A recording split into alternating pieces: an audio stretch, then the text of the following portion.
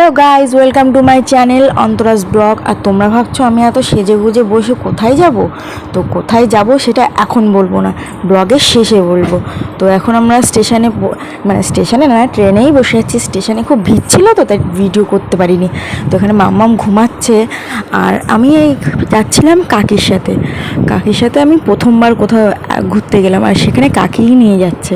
তো দেখো এই জায়গাটা কতটা সুন্দর, মানে এই স্টেশনটা হয়তো নৈহাটির কাছাকাছি ছিল। তো জানলা দিয়ে ভিউ দেখতে দেখতে আমরা পৌঁছচ্ছিলাম।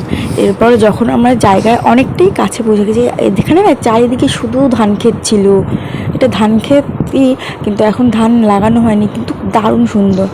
আর আমরা এসেছিলাম বর্ধমানের সিমলাগড় স্টেশন। এটা হলো আমার কাকির বাপের বাড়ির জায়গা। তো এখানে আমরা সবাই মিলে এসেছিলাম। কেন এসেছিলাম সেটা নেক্সট ব্লগেই বলবো।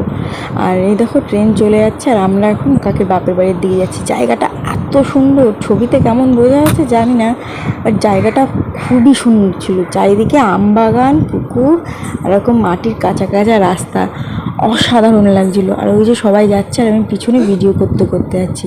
এখানে আমাদের সবাই ছিল, আর আমার ভাইরা এসেছিল আমাদের নিয়ে যেতে। দেখো আমার এত ক্লান্তির মধ্যেও জায়গাটা দেখে খুব ভালো লাগছে। তো দেখা নেক্সট ব্লগে। আজকের মতন টাটা।